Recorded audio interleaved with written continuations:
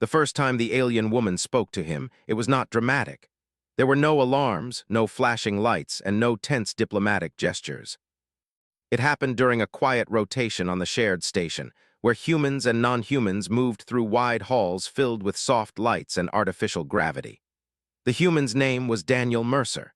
He was not a soldier, not a hero, and not anyone important in the usual way. He worked as a systems analyst, helping translate human technical processes into formats the interstellar consortium could understand. It was steady work, safe work, the kind of job no one noticed unless something went wrong. Daniel liked it that way. He was seated at a public rest area, reviewing a data pad and sipping a warm drink made from synthesized coffee beans, when a shadow fell across the table. He looked up, expecting to see another human or maybe one of the insectoid traders who often lingered nearby. Instead, he saw her. She was tall, taller than most humans, with smooth skin that shifted color slightly depending on the light. Her eyes were large and reflective, more silver than white, and her hair was a long, dark crest that flowed down her back like liquid fabric.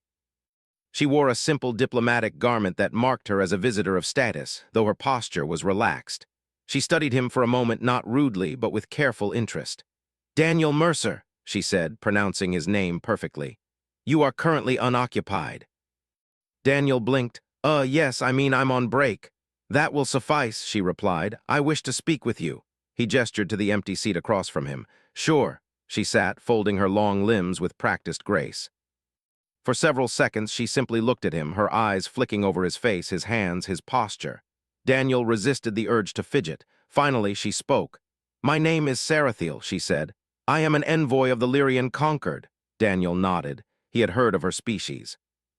Long-lived, highly logical, emotionally restrained by human standards, known for treating relationships as practical arrangements rather than personal bonds. "I have reviewed your service record," Sarathiel continued. "You are considered reliable, emotionally stable, and adaptable." "Thank you," Daniel said, unsure if it was a compliment.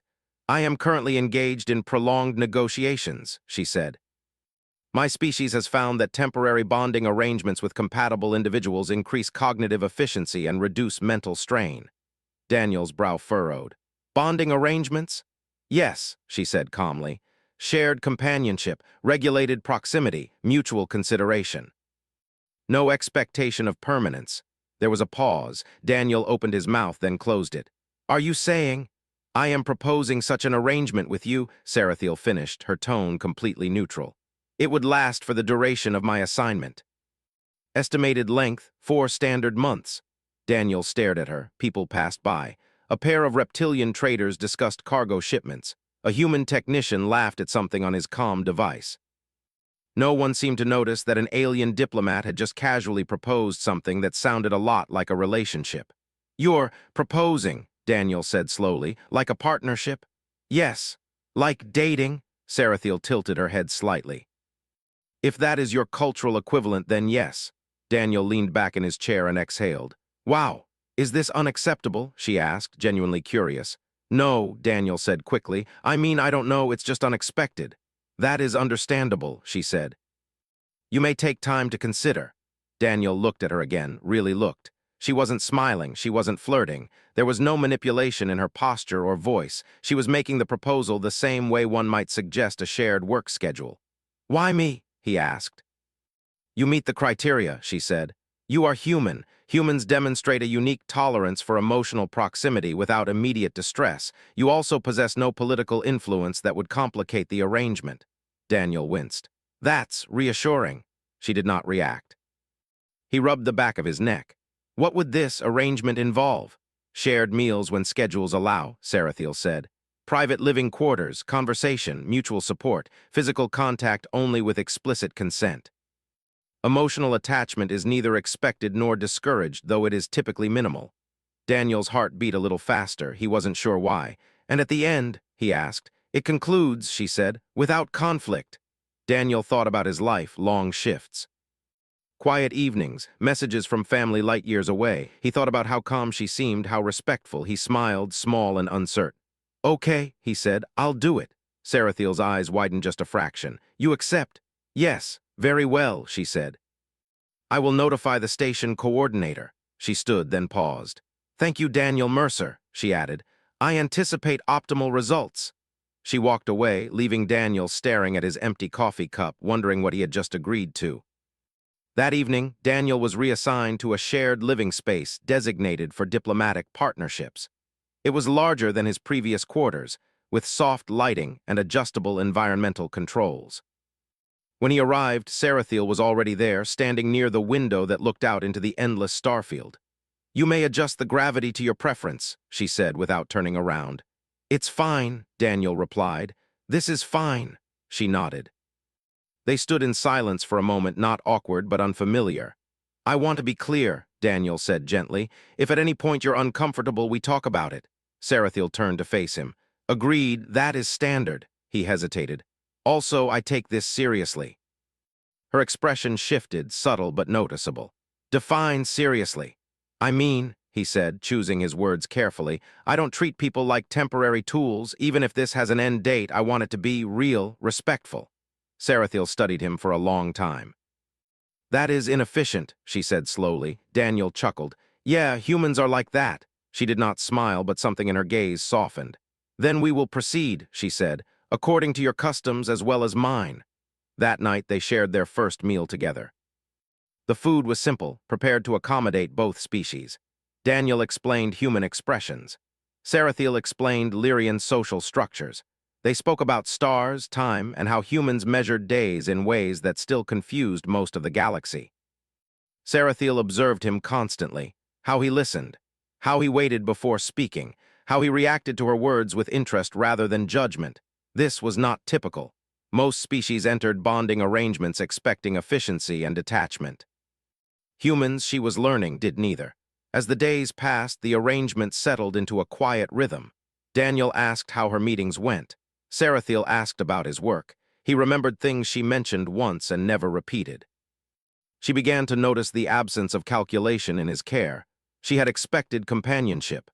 She had not expected attention. And Daniel, for his part, realized something surprising. He did not feel like this was temporary.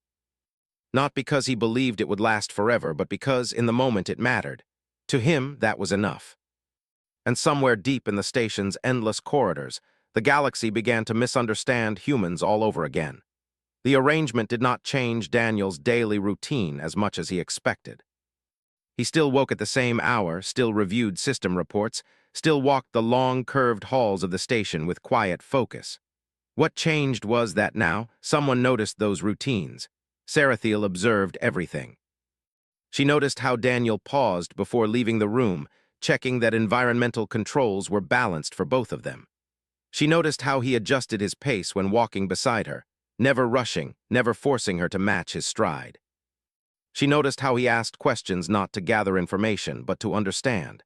At first, she recorded these observations mentally, the way her species always did. Patterns mattered, behavior mattered. Emotions were secondary effects, usually ignored unless they interfered with efficiency. But with Daniel, the emotions did not interfere. They enhanced. Each shared meal became a quiet ritual. Daniel would prepare his human food while she arranged hers, both working in the same space without needing to speak much. When they did speak, it was easy, natural. He told her small stories about Earth, about rainstorms and open skies, about how humans still found comfort in things that could not be optimized. Sarathiel listened closely. On her homeworld, silence was common, but it was rarely shared. Silence usually meant distance. With Daniel, silence felt full. One evening after a long diplomatic session, Sarathiel returned to their quarters later than expected. Her posture was tense, her shoulders held higher than usual. Daniel noticed immediately. "Long meeting?" he asked softly. "Yes," she replied. "Unproductive." He nodded and did not ask more questions right away. Instead, he set aside what he was doing and offered her a warm drink, carefully adjusted to her species' needs. She accepted it without comment, but her fingers lingered on the container longer than necessary. "You don't have to talk about it," Daniel said, "but if you want to, I'm here." That simple sentence caused a brief pause in her breathing. On the station, many species offered support. It was often conditional, strategic, balanced against favors and expectations. Daniel's offer had no weight behind it, no demand. "I will explain," she said, surprising herself. One of the delegates questioned my judgment for entering this arrangement. Daniel frowned slightly. Why? They believe humans are emotionally unpredictable, she said. They suggested that such proximity could weaken my negotiation stance. And does it? Daniel asked. Sarathiel considered the question carefully. No, she said, it does not. Daniel smiled, relieved. Good. She watched that smile closely. Humans displayed emotions openly, without shame. It was still strange to her. Fascinating. Over the following weeks, others on the station began to notice the change as well. Daniel and Sarathiel moved together naturally, without announcement or display. There was no performance to their partnership, no need to prove it. That, more than anything, unsettled the other species. Humans were known for emotional bonds, yes, but they were also known for chaos, for passion that burned fast and bright. What they were witnessing now was different. This was steady. One Lyrian observer recorded that Daniel showed consistent emotional presence regardless of outcome or reward. That note circulated quietly through consortium channels. Sarathiel read it later alone. She did not delete it. One night cycle, Daniel found Sarathiel standing near the viewport again, staring into the stars. She had taken to doing that often. Thinking? He asked. Yes, she said. About time. That sounds dangerous, he joked gently. She tilted her head, then said, Your species measures time strangely. You invest heavily in moments you know will end. Daniel leaned against the wall beside her. That's kind of the point. That is illogical. Maybe, he admitted, but it makes those moments matter. She looked at him then, really looked at him. The faint lines near his eyes, the calm in his posture, the quiet certainty. I am not accustomed to mattering, she said. Daniel's expression softened. Everyone matters. She did not argue, but the words stayed with her long after he left for his shift. As days passed, the arrangement continued to deepen in ways neither of them had expected. Daniel never crossed boundaries. He never assumed. Every touch, even small ones, came with awareness. When Sarathiel rested longer in the shared space, he adjusted his schedule without complaint. When Daniel grew tired, she reminded him to rest. It was mutual, balanced, real. Sarathiel began to experience something unfamiliar. She found herself anticipating his presence not for efficiency but for comfort. She noticed his absence when he was gone. These were not reactions her species prepared for. She researched them privately. Human psychology files were extensive. Terms appeared often: attachment, affection, love. She dismissed the last one quickly. Love was not efficient. Love was not temporary. And yet, one evening, as they sat together reviewing unrelated data, Daniel laughed quietly at something on his screen. The sound caught Sarathiel's attention immediately. It was unguarded, genuine. She felt a warmth in her chest that had nothing to do with biology. What is amusing? She asked. Just something I remembered, he said. From home, she waited. It doesn't matter, he added. It was just nice. Nice. The word echoed in her mind. That night after Daniel had gone to sleep, Sarathiel remained awake. She watched his slow breathing, the way his face relaxed when unconscious. He trusted the space, trusted her. Trust was rare. She realized then that the arrangement had already changed. Quietly, without permission. Humans, she thought, did not wait for contracts to end before deciding what something meant. They decided while living it. And that realization unsettled her more than any diplomatic conflict ever had, because the arrangement still had an end date. And for the first time in her long life, Sarathiel was not certain she wanted that end to arrive. The station calendar moved forward without asking permission. For Daniel, time passed in familiar ways. Shifts ended. Reports were filed. Messages from Earth arrived late and incomplete, filled with family news that felt both close and far away. Life continued, shaped by routine and quiet moments. For Sarathiel, time had begun to feel different. She noticed it in small ways at first. The way she counted cycles not by her work schedule, but by Daniel's presence. The way she listened for his footsteps when returning to their shared space. The way her thoughts returned to him during meetings, uninvited and persistent. This was not normal. Her species did not dwell on individuals. Bonds were functional, temporary, and controlled. Emotional attachment beyond necessity was seen as an imbalance, yet she felt balanced. That contradiction troubled her deeply. One cycle, while reviewing diplomatic projections, Sarathiel paused mid-analysis. The data blurred slightly. She realized she was thinking about the sound of Daniel's voice when he spoke softly, the way he lowered it when conversations turned personal. She closed the file. This will end, she reminded herself. The arrangement had a clear duration. The end date was approaching faster than expected. Daniel had not mentioned it, but she knew humans track time carefully. He was aware, and still he did not change. That was what unsettled her the most. Daniel treated each day the same. He continued to ask how she was, continued to listen, continued to care even as the end approached. There was no withdrawal, no emotional distancing, no preparation for separation. One evening, she finally asked. "Daniel," she said as they shared a quiet meal, "are you aware that the arrangement concludes in 17 cycles?" He nodded. "Yeah. You do not seem concerned." He considered his words. "I'm aware of it," he said. "Concern doesn't really change anything." "That is unusual," she replied. "Maybe," he said, "but I'd rather be present now than spend time worrying about later." Sarathiel stared at him. "You humans," she said slowly, "experience loss before it happens." Daniel smiled faintly. "Sometimes, but we also choose not to." She did not respond. The warmth in her chest returned, stronger than before, mixed with something heavier. Fear. That night she did not sleep. She reviewed her people's philosophy texts, searching for guidance. Emotional attachment was described as a biological artifact, something lesser species struggled with. Humans were mentioned often, usually with caution. None of the texts explained this feeling. She began avoiding Daniel slightly after that, not fully but enough that he noticed. He did not confront her, he adjusted. That too made it worse.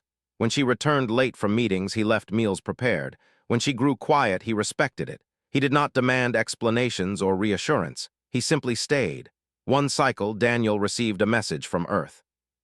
It was a simple recording from his sister, talking about their parents, about a storm that had damaged part of their home. He listened alone at first, then found himself replaying it while sitting beside Sarathiel. She noticed the change in his expression immediately. "Is something wrong?" she asked. He hesitated, then nodded. "Just missing home." She processed that carefully. "You may return after your assignment."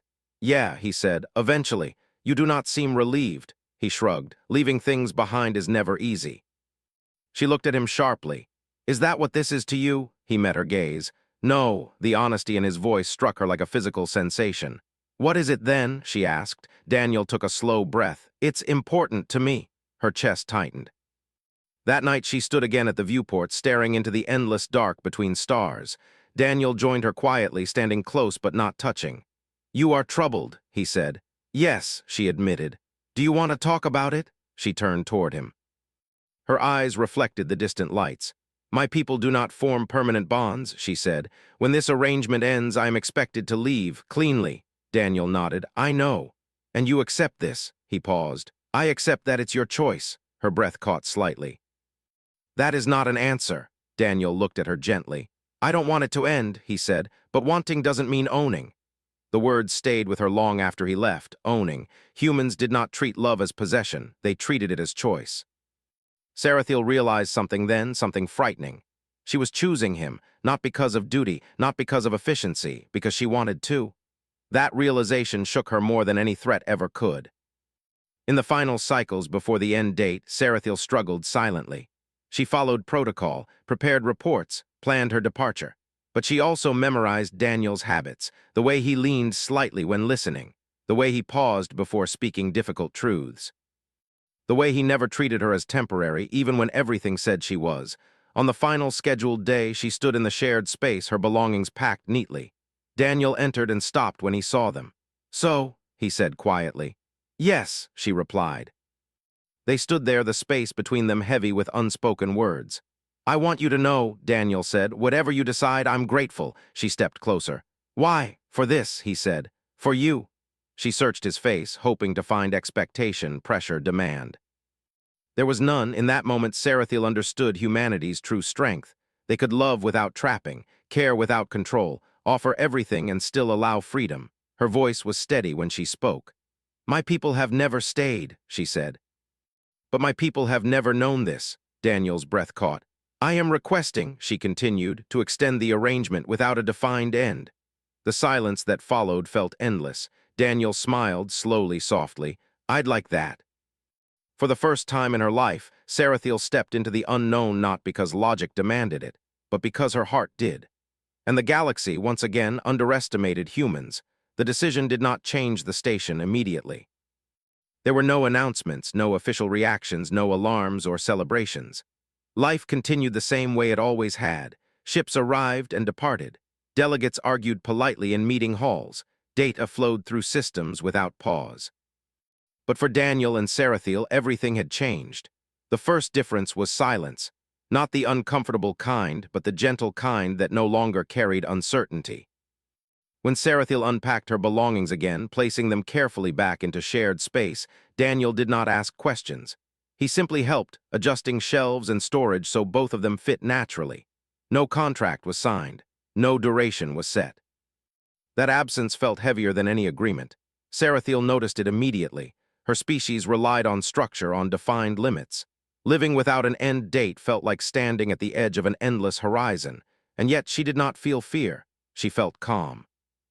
In the following cycles, Sarathiel submitted a formal request to remain stationed longer than planned. The wording was precise, neutral, and professional. It listed benefits to diplomacy, continuity, and cultural study. It did not mention Daniel. The request was approved.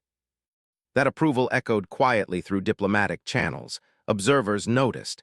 Analysts questioned it. A Lyrian envoy choosing to remain beyond assignment length was rare. Choosing to do so without strategic gain was unheard of. Sarathiel felt the weight of those unseen eyes, but she did not retreat. Instead, she leaned into something unfamiliar. Choice.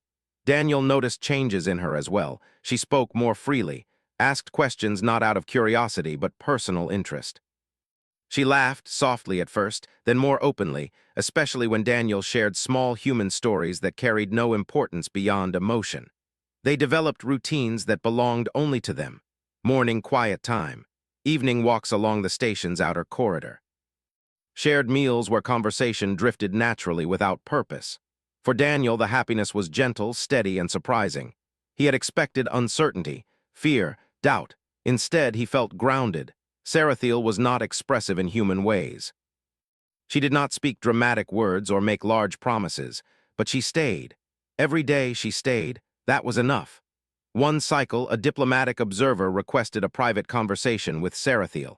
The observer was older, respected, and known for strict adherence to Lyrian customs.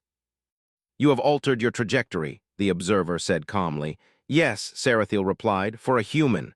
"Yes," the observer paused, "you risk imbalance." Sarathiel considered that. "I have found balance. That is not the same."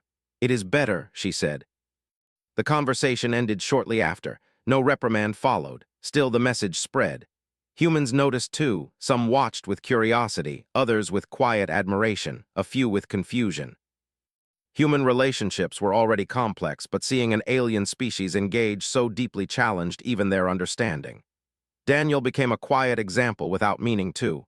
He did not boast, did not explain, did not defend. He simply lived. That was humanity's strength. One evening, Daniel and Sarathiel sat together near the viewport, watching distant stars drift slowly across the darkness. "Your people will study this," Daniel said. "Yes," Sarathiel replied. "They already are." "That okay?" She thought for a moment. "It does not concern me as much as I expected," he smiled. "You've changed."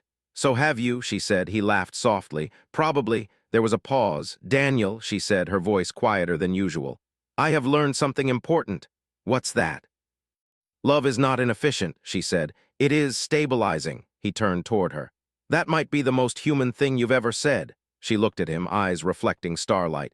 "Then perhaps humanity has more to teach than it realizes." Time continued. Months passed. The station became a place of subtle transformation. Other species began requesting human companionship during long assignments. Not contracts, not experiments. Choice. Reports circulated describing humans as emotionally resilient, capable of sustained care without expectation of control. That trait became valued. Humanity's reputation shifted. Not warriors, not conquerors, anchors. Daniel never read most of those reports. He was too busy living. Sarathiel, however, read them all. One cycle, she stood alone in their shared space, holding a small object Daniel had given her earlier. It was simple. A human keepsake, not valuable by galactic standards, meaningless to anyone else, everything to her. She realized then that love was not a sudden transformation. It was a series of quiet decisions made daily. Humans had known this all along. Later that night, she spoke. "My people will ask why I stayed," she said. "What will you tell them?" Daniel asked. "The truth," she replied. "That I chose to." He nodded. That was enough. Years later, long after their story became a quiet reference point in cultural studies, a simple observation remained. The alien woman had made a casual proposal, expecting efficiency and order. She found something else. Humanity did not change her with force, persuasion, or demand. They changed her by staying kind, staying present, and allowing her the freedom to choose love on her own terms. And in doing so, humanity reminded the galaxy of something it had forgotten. That love, freely chosen and quietly kept, was not weakness. It was strength, the strongest kind.